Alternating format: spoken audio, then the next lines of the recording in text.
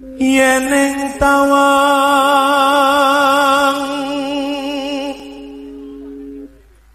ana lintang. Assalamualaikum warahmatullahi wabarakatuh. Rahayu Sagung Dumadi. Cerita kepahlawanan Raden Panji Pulangjiwo dalam mengusir pasukan Mataram Islam yang mencoba terus menguasai kembali Kadipaten Malang ternyata menjadi asal-usul Kepanjen yang saat ini menjadi pusat pemerintahan Kabupaten Malang. Hal itu disebutkan dalam legenda lokal Bebet Malang dalam kitab Bebet Tanah Jawi Pesisiran. Seperti yang dikisahkan para sepuh dalam Bebet Kota Kepanjen, daerah yang berada di wilayah Malang Selatan itu berada di bawah pemerintahan Kadipaten Malang.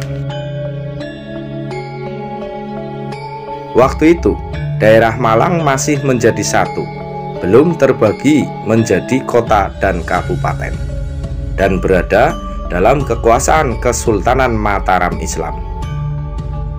Pusat pemerintahannya diperkirakan berada di Pakis Harjo, kemungkinan berada di timur pasar desa Pakis Saji. Kadipaten Malang yang kala itu dipimpin oleh seorang adipati yang memiliki putri cantik jelita bernama Roro Proboretno yang dikenal memiliki kesaktian. Raden Panji Pulangjiwo memperistri Proboretno melalui sebuah sayembara Adipati Malang yang mengatakan barang siapa yang bisa mengalahkan kesaktian Proboretno akan dinikahkan dengan putrinya tersebut. Singkat cerita, Raden Panji Pulangjiwo yang awalnya seorang Adipati Sumenep Madura menjadi pemenangnya. Dalam kitab Bebet Tanah Jawi Pesisiran dijelaskan bahwa Adipati Malang dan seluruh adipati di daerah Jawa Timur menolak tunduk kepada Kesultanan Mataram Islam. Mereka tidak mau mengirim upeti. Karena itu Adipati Malang dianggap melakukan tindakan makar atau pemberontakan. Maka Sultan Mataram memerintahkannya untuk menghadap. Alih-alih memenuhi panggilan, Adipati Malang tidak menghiraukannya. Akhirnya dikirimlah pasukan Mataram yang dipimpin oleh Ki Jogobodo atau Tumenggung Surotani. Pasukan Malang yang dipimpin Raden Panji dan Proboretno menyambut kedatangan pasukan Mataram di wilayah selatan. Pada akhirnya terjadilah peperangan besar.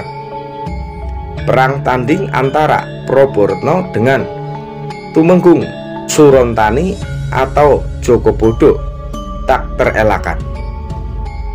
Sementara Raden Panji Pulangjiwo menghadapi pasukan Mataram. Melalui pertempuran sengit, Tumenggung Surontani atau Ki Jogobodo akhirnya berhasil menancapkan keris ke tubuh Proboretno. Proboretno sempat diselamatkan, tapi akhirnya meninggal dalam perjalanan menuju Kadipaten dan dimakamkan dengan cara Islam di sebuah lahan yang saat ini berada di belakang kantor dinas Kabupaten Malang di wilayah Desa Penarukan.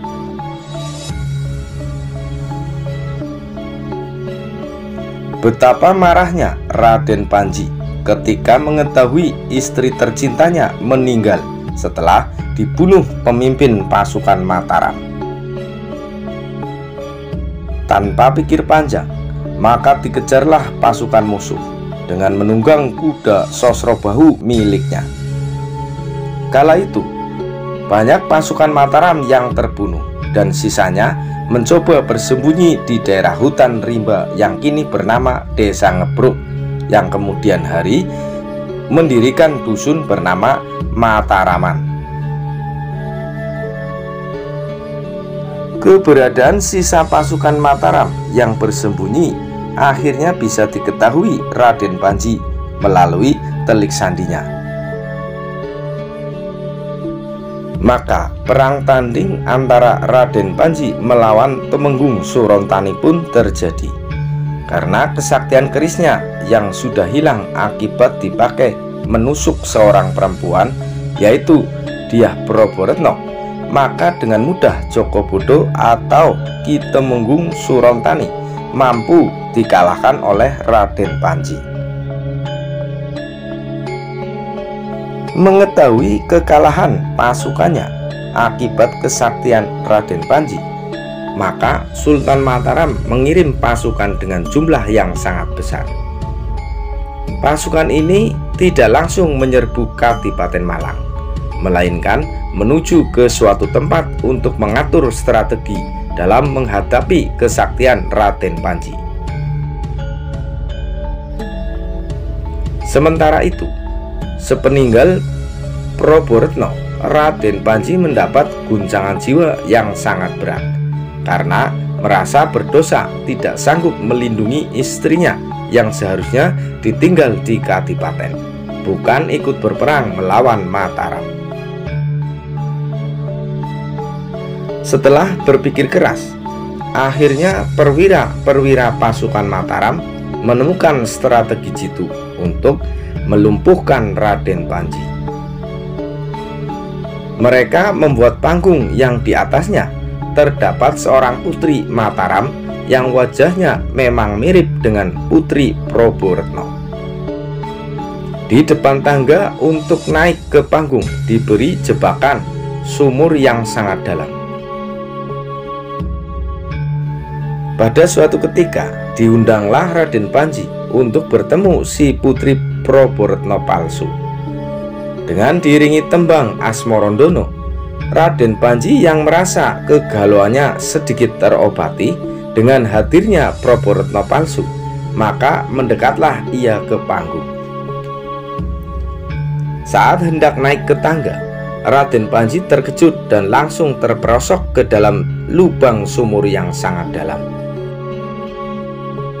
Puluhan prajurit Mataram pun datang menghampiri mulut sumur itu untuk membunuh Raden Panji. Raden Panji pun tewas dan jenazahnya dimakamkan di daerah yang saat itu diberi nama Kepanjian atau Panjen sebagai simbol perlawanan dari Kadipaten Malang kepada Mataram.